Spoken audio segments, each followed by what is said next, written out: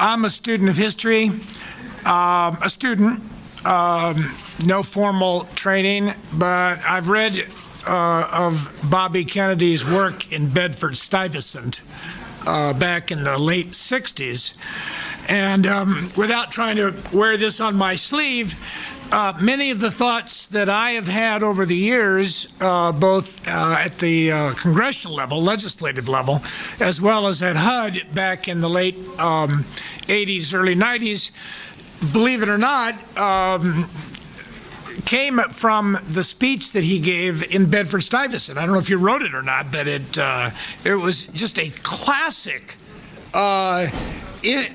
speech on the issues we're alluding to and talking about today. First of all, he mentioned the fact that poverty is not perpetual. It is not something we should expect. It is not the natural condition of mankind. Number two, Bobby Kent, now I'm not quoting him, this is how I have read the speech, so I apologize if I hope it doesn't take too many liberties.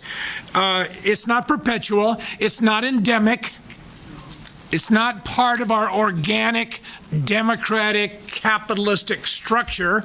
It's something with which Jeffrey has dealt with at the macro level, which Bobby Kennedy dealt with at the micro level in Bedford-Stuy, and hopefully we can get closer to today. And then thirdly, it's not to be expected. It is not something that we as a society should expect. Without sounding Pollyannish, I take Martin at his word because I've been associated with he and this cause for a number of years. It is not right to expect it. Yes, we need to reduce it by 25% in the next 5 years or 50% in the next 10 years. But however we look at it in terms of the metrics of removing or reducing, I should say, poverty, it is something that has to be addressed by our the totality of our society. A Chinese philosopher said one time that there's a great deal of wisdom in the world, but unfortunately it was all divided up among people. It is not unfortunate. It's a fact of life. There's a great deal of wisdom in the world. And what brings us together from the, excuse me, I don't mean to make this political, but from liberal to conservative, or from Democrat to Republican, or from left to right, is the idea that all of us have a little piece of that pie of wisdom, and we're bringing it to this panel to try to find a collective or a cooperative way in which to address it. Now, from an historical standpoint, I'd like to address people on this issue from the standpoint of what worked.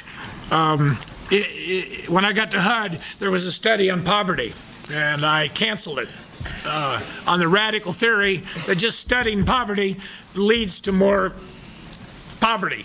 We need to study wealth. Where are the success stories that lead to the creation of wealth? I'm not talking about gold watches or trinkets around our neck. I'm talking about the wealth, as Adam Smith talked about 33 years ago last summer, the wealth of nations. There are certain practices, certain policies, and without making it ideological, he didn't write about poverty. He wrote, what are the conditions that can create wealth? Not wealth for Scotland or wealth for the British Empire, but the wealth of nations, that if certain things are practiced, you can produce wealth on a little rock in the island of the Pacific called Hong Kong, or in the Middle East, there's places on this earth in which it has been created. So I like to give speeches about the wealth of our cities. The ultimate wealth of our cities is the incredible talent that is being wasted. It is those young men and women alluded to by Peter, and it is a tragedy that that wealth is being sublimated by policies that I think prescribe perpetual poverty. Now, I'm not going to be ideological about this. I love to talk about what Lincoln did. The Morrill Land Grant College Act. You talked about education, higher education. What a tremendous contribution to the United States of America to the Morrill Land Grant College Act of 1862 to create the agricultural colleges in America and, of course, spread that wealth of education.